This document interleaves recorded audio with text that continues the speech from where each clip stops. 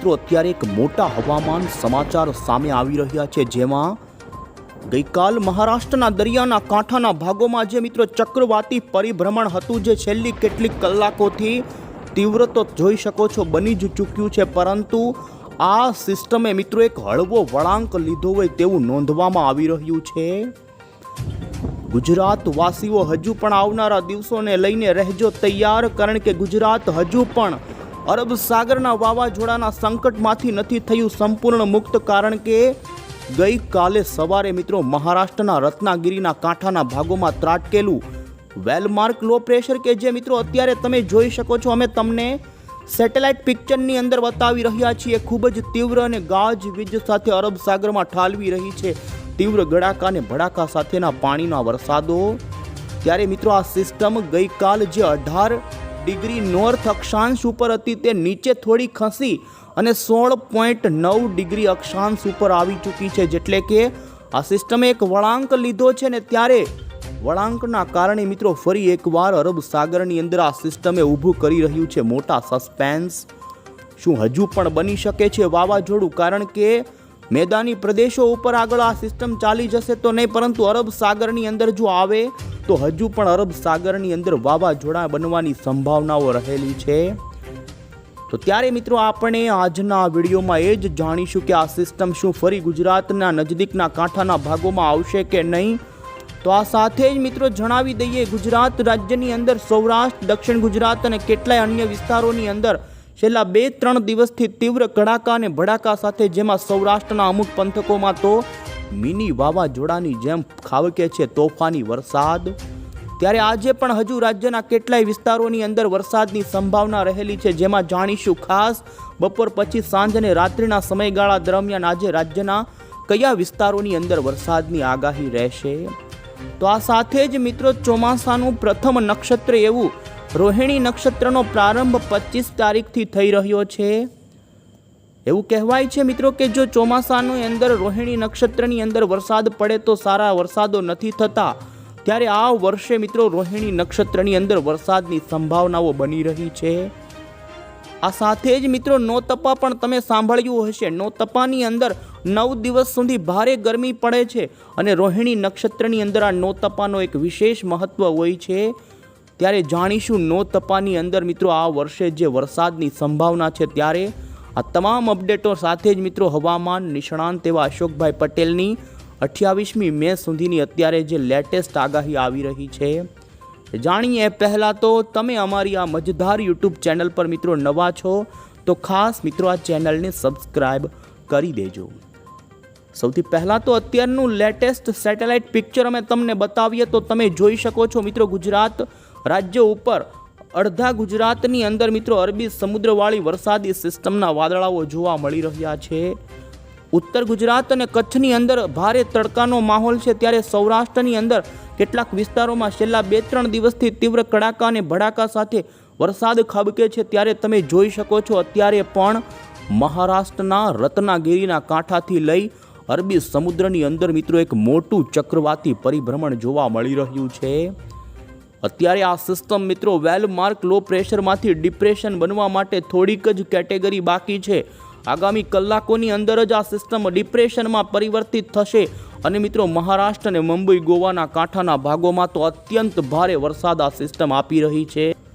તો મિત્રો અરબી સમુદ્રની અંદર રચાયેલી આ વરસાદી સિસ્ટમને લઈને જ વાતો થઈ રહી હતી કે વાવાઝોડું બનશે, પરંતુ આ સિસ્ટમ મહારાષ્ટ્રના મેદાની કાંઠાના ભાગો સુધી આવી ગઈ, ત્યાર પછી વાવાઝોડાની સંભાવના ઓછી થઈ, ગુજરાત વાવાઝોડાના સંકટમાંથી મુક્ત થવા લાગ્યું। ત્યારે ફરી એકવાર મિત્રો સસ્પેન્સ ઊભો થઈ રહ્યો છે, જેમાં અરબ સાગરની આ વરસાદી સિસ્ટમે દક્ષિણીય પૂર્વનો લીધો છે એક હળવો વળાંક।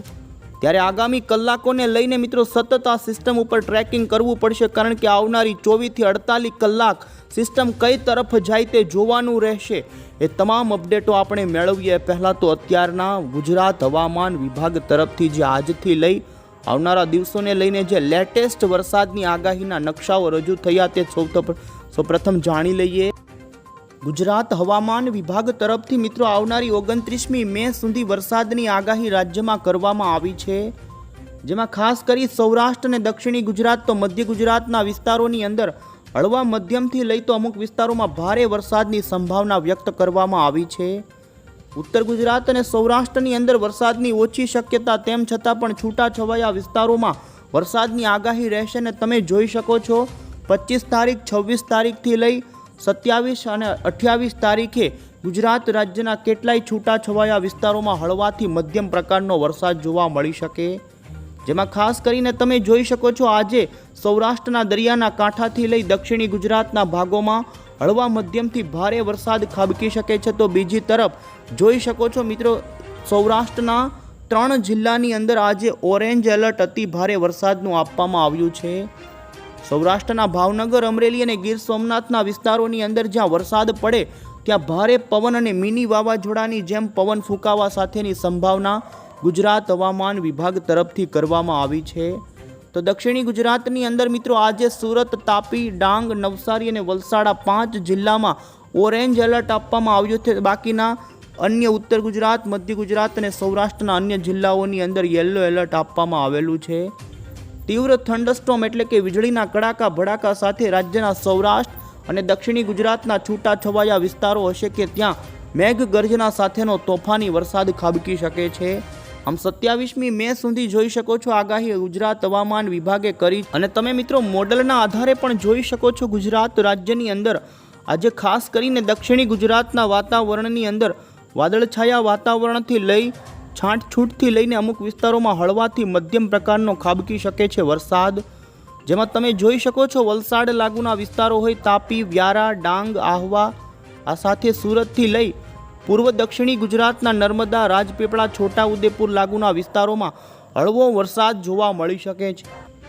ત્યારે સૌરાષ્ટ્રની અંદર પણ તમે જોઈ શકો છો મિત્રો, ગઈકાલ કરતાં વરસાદની તીવ્રતામાં થોડી આજે ઓછી રહે તેમ છતાં જૂનાગઢ, ગોંડલ, જસદણ, બોટાદ આજુબાજુના વિસ્તારો હોય તો આ સાથે જ દરિયાના કાંઠાના ભાગોની અંદર જેમાં ગીર સોમનાથના અમુક છૂટાછવાયા ગીર ગઢડા, કેસરી, ઉના લાગુના વિસ્તારોમાં ભારે મિની વાવાઝોડાની જેમ ખાબકી શકે છે હળવાથી મધ્યમ પ્રકારનો વરસાદ। જોકે વધુ શક્યતા દક્ષિણી ગુજરાતના નવસારી, વલસાડ, બિલીમોરા, વાંસદા, નવસારી, તાપી, બારડોલીના પંથકોથી લઈ જોઈ શકો પૂર્વ ગુજરાત સુધીના પંથકોમાં જોવા મળી રહી છે। ગુજરાતના મહારાષ્ટ્રના સરહદી જેટલા પણ જિલ્લાઓ છે તે જે વિસ્તારો કે ત્યાં દક્ષિણ ગુજરાતની અંદર જોવા મળી શકે છે સારો એવો વરસાદ। તો સાથે જ તમે મિત્રો 25 તારીખનો પણ આગાહીને લઈને જોઈ શકો છો મેપ, જેમાં દક્ષિણ ગુજરાતની અંદર હળવા વરસાદની સંભાવના રહેશે। તો 26 તારીખે દક્ષિણ ગુજરાતના અમુક ભાગોમાં ભારે વરસાદ ખાબકે તો 27 તારીખે જોઈ શકો છો મહારાષ્ટ્ર ઉપર સક્રિય ડિપ્રેશન જેવી વરસાદી સિસ્ટમના કારણે દક્ષિણી ગુજરાતના અમુક ભાગોમાં ભારે વરસાદની સાથે સૌરાષ્ટ્રમાં ભારે પવન ફૂંકાઈ શકે છે। 27મી મે પછી વરસાદની તીવ્રતા અત્યારે મોડલના આધારિત આપણે જોઈએ તો મિત્રો ગુજરાત રાજ્યમાં વધતી જોવા મળી છે અને તમે જોઈ શકો 28મી મેના દિવસે મધ્ય ગુજરાત, દક્ષિણ ગુજરાત અને સૌરાષ્ટ્રના છૂટાછવાયા કેટલાય ભાગોમાં 28 તારીખ પછી ભારે વરસાદની વકી રહેશે। આમ મિત્રો આ મહિનાના અંતિમ દિવસો સુધી છૂટાછવાયા વિસ્તારોમાં ગુજરાતમાં પ્રી મોન્સૂન એક્ટિવિટી સતત શરૂ રહે તેવી સંભાવના છે અને હવે પછી મિત્રો વરસાદના નવા રાઉન્ડને લઈને પણ આપણે જણાવી દઈએ તો 4 જૂન પછી ફરી ગુજરાત રાજ્યની અંદર વરસાદનો નવો રાઉન્ડ પણ શરૂ થઈ શકે છે। અને વધુમાં મિત્રો આપણે હવે પછી હવામાન નિષ્ણાંત અશોકભાઈ પટેલની પણ આગાહી જાણીએ। અશોકભાઈ પટેલ તરફથી મિત્રો 28મી મે સુધી આગાહી આપવામાં આવી છે। તેમાં તેમણે કહ્યું છે કે ખાસ કરીને સૌરાષ્ટ્ર અને કચ્છના છૂટાછવાયા કેટલાય ભાગોમાં મર્યાદિત વિસ્તારોની અંદર પ્રી મોન્સૂન એક્ટિવિટીનો વરસાદ જોવા મળશે, જેમાં પવનની ઝડપ 15થી 20 કિલોમીટર સુધીની રહી શકે તો અમુક વાર ગાજવીજ જે વિસ્તારોની અંદર થાય ત્યાં ભારે પવનની સ્પીડ સાથેનું મિની વાવાઝોડું ફૂંકાય તે પ્રમાણેની ગતિવિધિ જોવા મળી શકે છે। તો નોર્મલી આંચકાના પવનો 20થી 30 કિલોમીટરના રહી શકે તો સાથે એક્ટિવિટી જોવા મળવાની સાથે 25 તારીખ દરમિયાન દક્ષિણી પશ્ચિમનું ચોમાસું કેરળની અંદર પહોંચી શકે છે। વધુમાં તેમણે મિત્રો અત્યારે જે મહારાષ્ટ્રના કોકણના તટ ઉપર જે મધ્ય અરબી સમુદ્રવાળી જે અરબી સમુદ્રની સિસ્ટમ છે તેમને લઈને વાત કરી છે અને તેમણે કહ્યું કે ગુજરાત ઉપર વેલમાર્ક લો પ્રેશરના કારણે વાવાઝોડાનો જે ખતરો હતો એ પહેલાં કરતાં રાજ્ય માટે અત્યારે હવે ઘટી ચૂક્યો છે। સંભવિત વાવાઝોડાને લઈને જે વળાંકવાળી વાત અત્યારે ટર્ન લીધો છે આ સિસ્ટમે એ જોઈશું। તો મિત્રો આ સિસ્ટમ તરફથી છેલ્લી કેટલીક કલાકોથી એક હળવો વળાંક, ખૂબ જ નાનો વળાંક લીધો છે. દક્ષિણીય પૂર્વની દિશા તરફ આ સિસ્ટમ થોડી ચાલી છે. એટલે જે સિસ્ટમ મિત્રો એવું માનવામાં આવી રહ્યું હતું કે મુંબઈથી આ સિસ્ટમ ત્રાટક્યા પછી પૂર્વની દિશા તરફ આગળ ધકેલાઈ જશે, પરંતુ આ સિસ્ટમે કાંઠાના ભાગોમાંથી એક હળવો દક્ષિણીય પૂર્વનો વળાંક લીધો છે.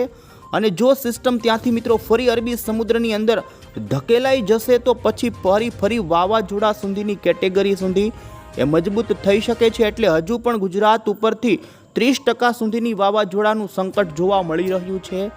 સતત મિત્રો અમે તમને આ સિસ્ટમને ટ્રેક કરીને માહિતી પહોંચાડતા રહીશું ને આવનારી 36 કલાક દરમિયાન હજુ પણ જોવાનું રહેશે કે આ સિસ્ટમ વાવાઝોડામાં પરિવર્તિત થઈ શકે છે કે પછી આગળ ધકેલાઈ જાય.